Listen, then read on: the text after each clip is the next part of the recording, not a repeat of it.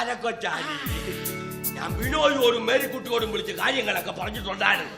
അവന് പറഞ്ഞ് പിള്ളേർ ഇന്നൊരു തീരുമാനം എടുത്താ അവരെടുത്ത് വരാമെന്ന്. വലിയ തിരുമേനി ഞാനും കാലം ചെയ്യുന്നതിന് മുമ്പ് തങ്ങൾക്ക് ഒന്ന് നടന്ന് കാണണം.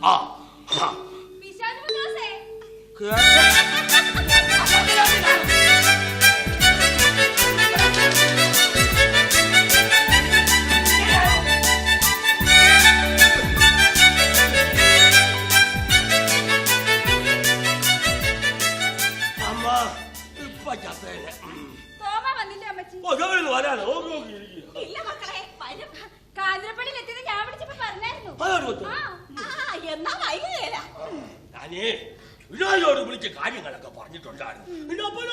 അമ്മച്ചി പറഞ്ഞായിരുന്നു തോമാസിന് എന്തെങ്കിലും താല്പര്യക്കുറവുണ്ടെങ്കിൽ നമുക്ക് വേറെ ആലോചിക്കാം.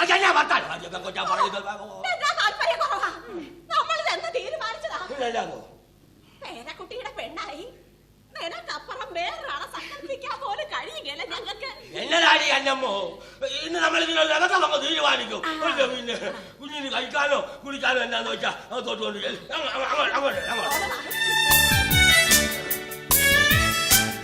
കൊച്ചുമാന്റെ കല്യാണം ഒന്ന് കൂടാമെന്നാ വിചാരിക്കുന്നത്.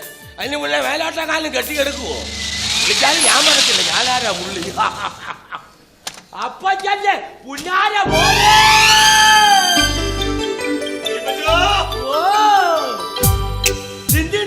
ആദം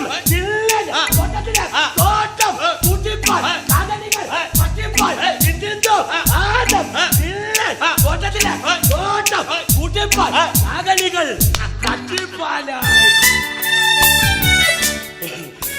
അപ്പച്ചന്റെ പുന്നാര പോലെ കേട്ടോ എല്ലാം ഓർക്കാപ്പുറത്തൊക്കെ ഓടി വലിയ പറ്റിയായി. എന്തൊക്കെയുണ്ട് വിശേഷം? അപ്പച്ചനെ അത് കേട്ടാ മതി. ആരാടാ പണയം വെക്കാൻ വന്നാണോ? ഇത് എന്റെ ഒപ്പം പഠിച്ച, ഒപ്പം താമസിക്കുന്ന, ഒപ്പം ജോലി ചെയ്യുന്ന എന്റെ ആത്മാർത്ഥ സുഹൃത്ത് സച്ചിദാനന്ദൻ. നമസ്കാരം കുഞ്ഞെ. നമസ്കാരം. എന്റെ വല്യപ്പച്ചൻ നാട്ടുകാർ പിശാചി പത്രോസ് എന്നും ബ്ലേഡ് പത്രോസ് എന്നും ഓമന പേരിട്ട് വിളിക്കുന്ന ഒരു സിംഗൽ തോമാ മകൻ. മക്കളെ ഇനി ഇതിന്റെ ഒരു ഫോട്ടോ കൂടെ വെക്കും ഞാൻ. എന്റെ മക്കത്തില്ല. ഇതെന്റെ വല്യപ്പച്ചൻ. അല്ല അപ്പച്ചനെ പരിചയപ്പെടുത്തരാവുന്നിട്ട് അദ്ദേഹം ഇവിടെ.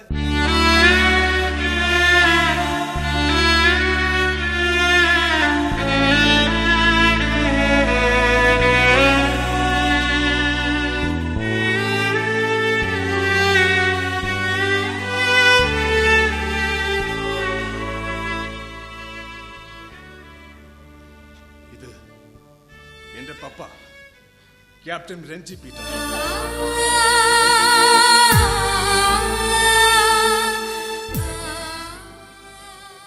ഇത് എന്റെ മമ്മ സിസിലിയ.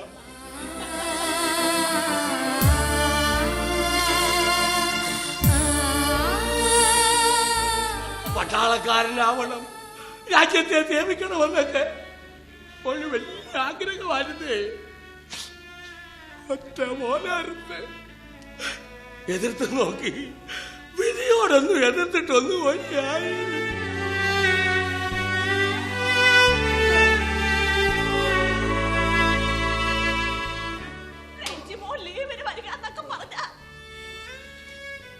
ഈ നാട്ടിൽ ഉത്സവാ.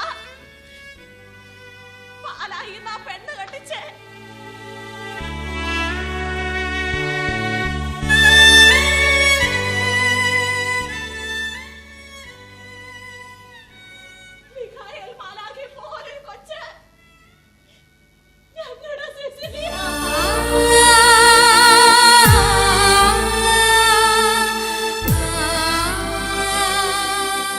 പട്ടാളക്കാരന്റെ ഭാര്യ എന്നൊക്കെ പറയുന്നതിൽ വല്ലാത്ത അന്തത്ത് സൂക്ഷിച്ചവളാ.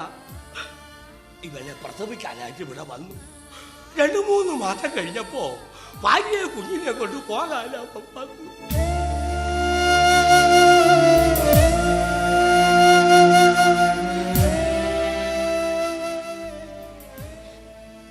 മോനെ ഞങ്ങള് വളർത്തിക്കൊള്ളാൻ വന്നൊരു വാശി ഞാനും ഇനിയാരും കൂടി ചേർത്തെടുത്തു. അങ്ങനെ ഇവനെ ഞങ്ങള് വളർത്തിയേ. രണ്ടാമത്തെ കുട്ടി ഉണ്ടായപ്പോ ഇവിടെ വന്നില്ല. അവിടെ പ്രസവിച്ചു. റോസി അവൾക്ക് 3 വയസ്സുള്ളപ്പോ 2 മാസത്തെ ലീവിന് വന്നിട്ട് പോയതാ. 6 മാസം കഴിഞ്ഞ് വരുന്നത് 2 ശവപ്പെട്ടിയാ.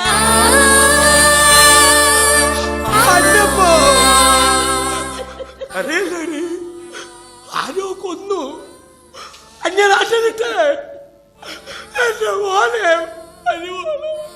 എന്തിന്? അറിയില്ല പക്ഷേ അറിയില്ല. അതിനുശേഷം ഞങ്ങളൊരു നിധിക്ക് കാവലിരിക്കുക. തോമാച്ചനെ കാത്തിരിക്കാനും കരുതി വെക്കാനും കാവലിരിക്കാനും ഞങ്ങൾക്ക് ഇവ മാത്രം.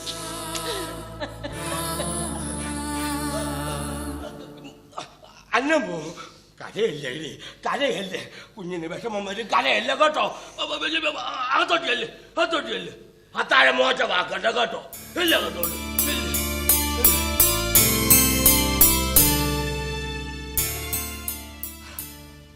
സങ്കടങ്ങൾ നുള്ളിപ്പെറുക്കുമ്പോ മനസ്സ് തുളുമ്പിപ്പോകും മക്കളെ. അതാ മോനിതൊന്നും കാര്യമാക്കി എടുക്കണ്ട. സത്യനാനന്ദൻ നടക്കട്ടെ.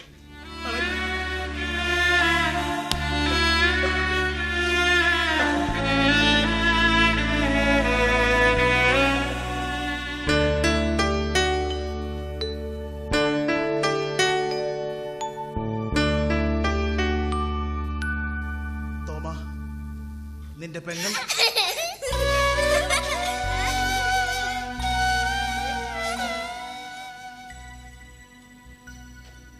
അറിയില്ല. മിസ്സിങ്ങ. എന്നേക്കാൾ 3 വയസ്സിന് ഇളയതാ. 3 വയസ്സുണ്ട് അവസാനം അവളിവിടെ വരുമ്പോ. ചാച്ചാന്നാ വിളിക്കുക എന്നെ. ആ 2 മാസം ഈ പറമ്പിൽ ഞങ്ങൾ കളിച്ച് തിമിർത്തു. രാത്രിയിൽ പെണ്ണെൻ്റെപ്പേ കിടക്കും. ലീവ് കഴിഞ്ഞ് മടങ്ങുമ്പോ ചാച്ചനെ ഒപ്പം കൂട്ടണമെന്ന് പറഞ്ഞ് അവൾ വല്ലാതെ നിലവിളിച്ച് കരഞ്ഞു. എന്റെ ഓർമ്മകളിലെ പെങ്ങൾ അനുഭവം.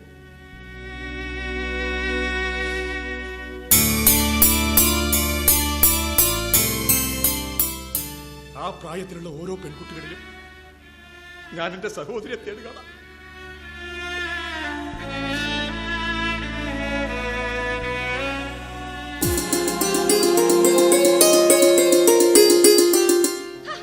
ഇതെന്നതാന്നേ രണ്ടാളും ഇഞ്ചിന്ന കൊരങ്ങിനെ പോലെ നിൽക്കുന്നേ.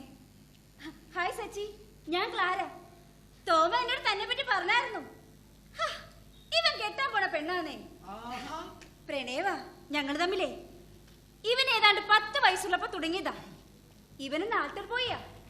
ഇവൻ ഞങ്ങൾ പെൺകുട്ടികൾ നിൽക്കുന്നിടത്തേക്ക് ധൂപം വീശിക്കൊണ്ട് വരും. എന്റെ നേരെ നോക്കുമ്പോ ഞാനിവനെ നോക്കി കണ്ണടച്ച് കാണിക്കും. ഈ പൊട്ട ചിരിക്കും. അശ്രദ്ധയോടെ നിൽക്കുന്ന അൾത്താര പാലന് എന്നും അച്ഛന്റെ വാക്ക്. ഒരു ദിവസം ഇവൻ എനിക്ക് നേരെ ധൂപം വീശിക്കൊണ്ട് വന്നപ്പോ ആരും കേൾക്കാതെ ഞാൻ ഇവനെ നോക്കി ഐ ലവ് യു എന്ന് പറഞ്ഞു. ഈ പൊട്ടൻ ആൾക്കാരെ ഉറക്കെ വിളിച്ചു പറഞ്ഞു ഐ ലവ് യു ടു. അങ്ങനെ ഇടവക മുഴുവൻ ഞങ്ങളുടെ പ്രേമം അറിഞ്ഞു. 15 വർഷമായിട്ട് പ്രേമിക്കുവാ. മടുക്കേ കൊല്ലും ഞാനിവനെ. ദേ കല്യാണത്തിനൊരു ദിവസം നീ തീരുമാനിക്കണം. ഇന്ന് അതാ തിരുവനന്തപുരത്തുള്ള ചുറ്റിക്കളി ഉണ്ടാടാ. Really you are lucky. ഇങ്ങനെയൊക്കെ ഒരു പെണ്ണ് പ്രണയിക്കാനുണ്ടാവുമെന്ന് പറഞ്ഞാൽ അങ്ങനെ പറഞ്ഞു കൊടു ചങ്ങാതി. ഡിന്നർ ടേബിളിൽ കത്തിച്ചു വെച്ച മെഴുകുതിരിക്ക് ഇരുപുറവും ഇരുന്ന് നമ്മളൊരു തീരുമാനമെടുക്കും.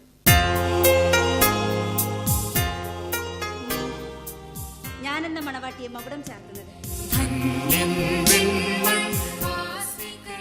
നമ്മുടെ മിന്നുകെട്ട് കിരീടവാഴ്വ് മന്ത്രകോടി അണിഞ്ഞ് സങ്കീർത്തനത്തിലെ ബത്സബയെ പോലെ ഞാൻ നിന്റെ സന്തോഷം രക്ഷകനേ വൈദിക തിരുനാമത്തിൽ നൽകിയും.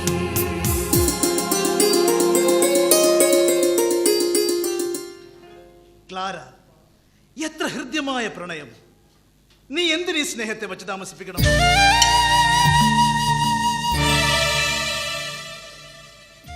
പ്രായപൂർത്തിയായ ശേഷം എഞ്ചിനീയറിംഗ് കഴിഞ്ഞ് ഞാൻ എൻ്റെ പപ്പായും അമ്മയും വെടിയേറ്റ് മരിച്ച വീട്ടിൽ പോയി. അവരുടേതൊരു കൊലപാതകമായിരുന്നെന്നും കാണാതായ കൂടപ്പിറപ്പ് ജീവിച്ചിരിക്കുന്നു എന്നൊക്കെ എനിക്ക് ചില സൂചനകൾ കിട്ടി. ഞെട്ടിക്കുന്ന ചില സത്യങ്ങൾ. അവിടെ നിന്ന് മടങ്ങിയെത്തിയ ഞാൻ എന്റെ പപ്പാടെയും അമ്മയുടെയും കല്ലറയ്ക്ക് മുന്നിൽ നിന്നൊരു പ്രതിജ്ഞ എടുത്തു.